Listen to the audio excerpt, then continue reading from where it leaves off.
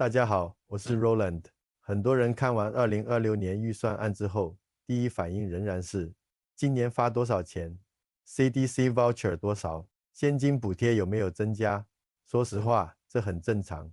过去几年，我们已经习惯把预算案理解成发钱多少，谁拿得多，谁拿得少。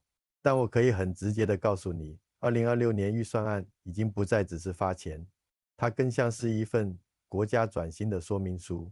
你去看总理开场讲的第一段话，他没有先讲补贴，他说的是世界变得更破碎、更竞争、更危险。这不是情绪表达，这是一个非常清晰的政策信号。意思是新加坡判断外部环境已经进入长期不稳定状态，在这种背景下，预算案的重点就不可能再只是发钱稳情绪，而是重新安排资源，重新布局产业，重新调整劳动力结构。很多真正关键的变化，其实藏在企业政策里，藏在 AI 政策里，藏在就业政策里，而这些才真正决定你未来10年的收入，决定你的行业还能不能增长，甚至你的岗位还在不在。今天这期视频，我不打算带你算补贴，因为真正重要的不是你今年多拿几百块，而是未来10年你还能不能在新加坡赚到钱。2026年预算案里面有4个大的变化，表面看起来不刺激，甚至很多人可能直接跳过去，但这4点正在决定哪几种行业会被重点扶持，哪几类岗位会被慢慢淘汰，哪些企业会被推着出海，以及普通打工人未来到底是被替代还是被升级。更关键的是，这4个信号拼在一起之后，会得出一个非常清晰的结论：新加坡正在进入一个完全不同的发展阶段。如果你只看到发钱，你会误判未来。接下来我们一条一条来看。第一点，其实从总理开场的那几句话里就已经埋下伏笔了。如果你去看2026年预算案的开场，有一句话特别关键，总理说世界变得更破碎、更竞争、更危险。这3句话其实就是整份预算案的底色。什么意思？意思是新加坡不再假设外部环境会恢复到过去那种稳定全球化的状态。过去几十年，新加坡靠什么成功？开放贸易、全球供应链、区域金融枢纽、高效率。但现在全球供应链在重组，地缘政治冲突在加剧，大国博弈变成常态。在这样的世界里，效率优先已经不够，国家必须开始强调韧性、安全、战略缓冲。这也是为什么你会看到几个变化。第一，财政仍然保持盈余，这不是巧合，这是一种刻意的留子弹。因为在一个不稳定的世界里，国家必须有足够的财政空间，随时应对突发冲击。第二，预算里反复提到加强社会契约，什么意思？意思是当外部环境更危险，内部就必须更团结。所以你会看到补贴依然存在，但它的定位变了，它不再是增长引擎，而是缓冲机制，用来稳定情绪、稳定消费、稳定信心。真正的大笔资源开始转向更长期的战略投资，包括国防能力、供应链安全、关键产业、战略技术。换句话说，过去几年预算的核心问题是怎么帮你度过生活成本上涨，但2026年的核心问题变成新加坡如何在一个更危险的世界里继续站得住。这两者的逻辑完全不同，一个是短期民生逻辑，一个是国家生存逻辑。而一旦国家逻辑改变，产业方向会改变，企业策略会改变，就业结构也会跟着改变。很多人现在还没意识到，当政府开始强调韧性，意味着某些行业会被优先保护，某些行业会被优先投资，而某些行业可能慢慢边缘化。这才是预算案真正的第一层信号。它在告诉你，新加坡正在进入一个防御型转型阶段，稳住生活只是表面，稳住国家才是底层目标。而当国家进入这种阶段，接下来最重要的问题就来了，国家会把资源压在哪个赛道上？答案就在第二个转向里。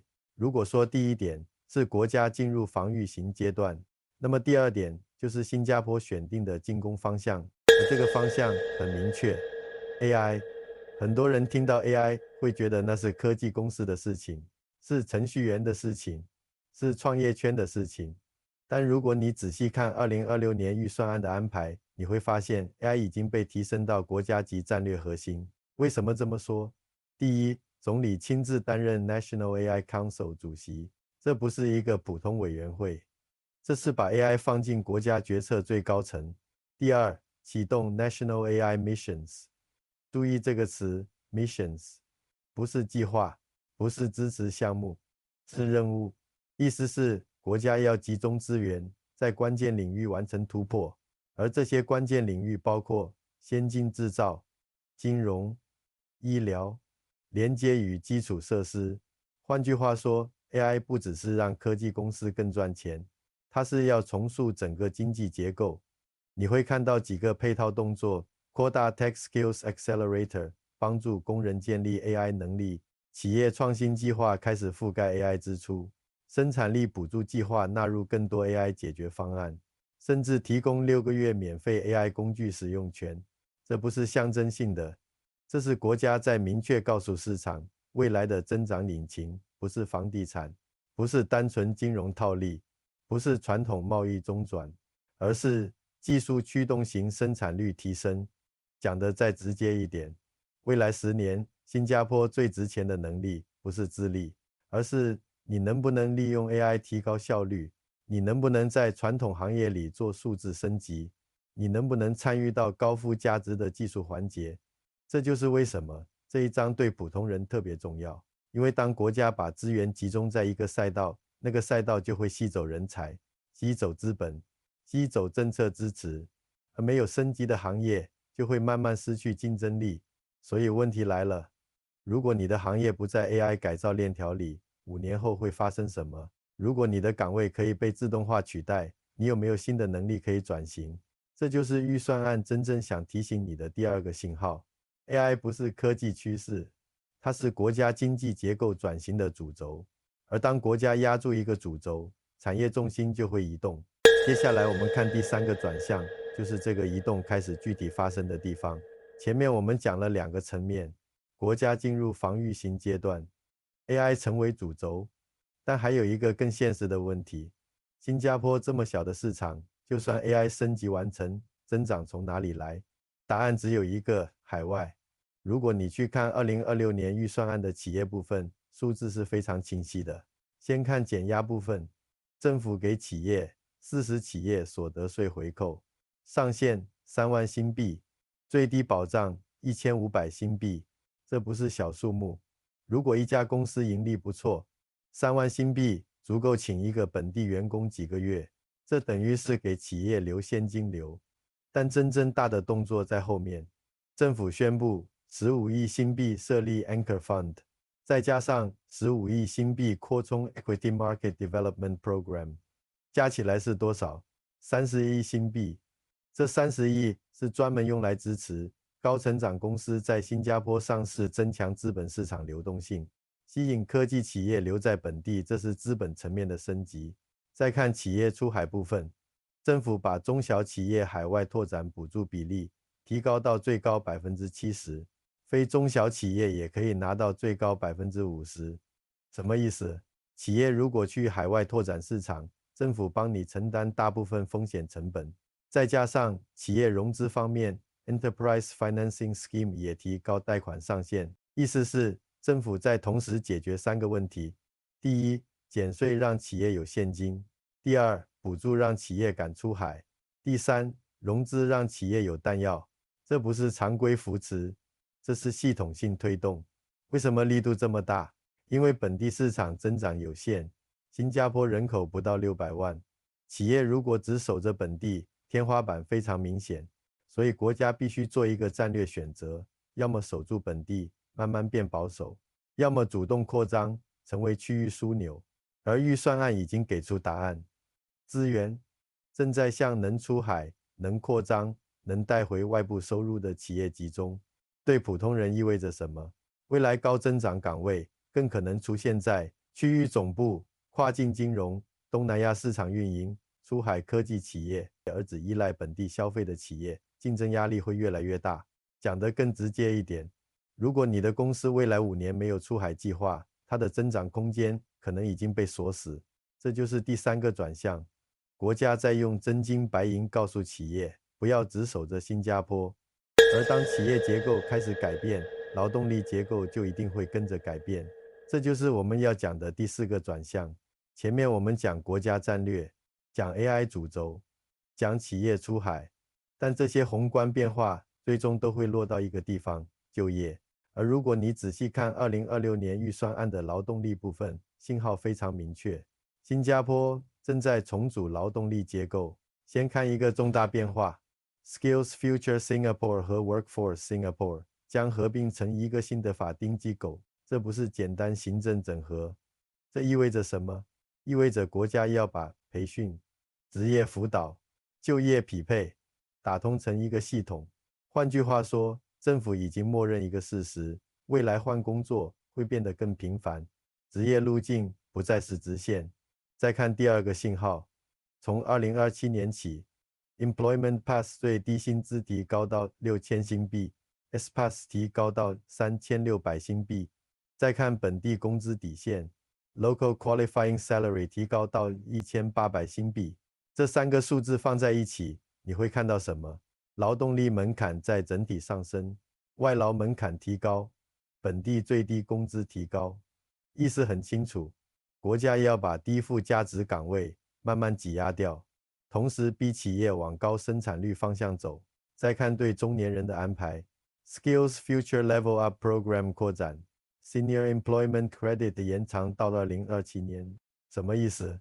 国家知道中年转型会越来越常见，所以资源开始往职业升级倾斜。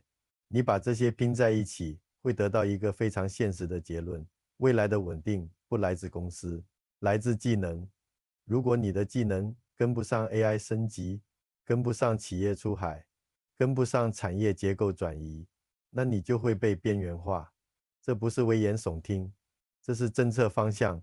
过去10几年，新加坡强调的是稳定就业，现在开始强调的是可持续就业能力，差别很大。一个是保岗位，一个是逼你升级。讲得更直接一点，未来5到10年，新加坡的就业市场会越来越分层，高技能岗位工资会更高，低技能岗位空间会越来越窄。如果你现在30多岁、40岁，这不是一个可以忽略的信号，因为技能重组不是5年后的事情，是现在就开始的。这就是第4个转向，就业结构正在洗牌。而当我们把这4个转向拼在一起，你会看到一张完整的图。接下来我帮你把整张图拼出来。我们先把这4点放在一起来看。第一，国家进入防御型阶段。第二， AI 成为经济主轴。第三，企业被推向全球市场。第四，就业结构开始重组。单独看，每一点都合理，但拼在一起，你会看到一个非常清晰的趋势。新加坡正在从一个稳定型经济体转向一个高竞争、高技术、高流动性的经济体。过去，新加坡的关键词是稳定、效率、安全。未来的关键词会变成韧性、升级、竞争力。这就是为什么我说2026年预算案不再只是发钱，补贴只是缓冲，真正的资源已经开始向未来10年的赛道集中。如果你现在还用过去的逻辑去判断未来，比如这份工作很稳定，这家公司一直都不错，这个行业不会变，那你可能会误判趋势，因为国家已经在调整方向。当政策方向改变，资本会移动，产业会移动，人才也会移动。问题是，你会不会跟着移动，或者你会被留在原地？这才是预算案真正想问每一个人的问题。如果今天这期视频让你看到一些之前没注意到的信号，留言告诉我，这4点里面哪一点对你影响最大？是 AI， 是出海，还是技能升级？欢迎在评论区说一说你的想法。如果你想继续看懂新加坡经济，订阅我的频道。接下来我们会把这些趋势拆到更具体的行业、岗位和机会，因为真正重要的不是预算案本身，而是你如何在这个转型时代站对位置，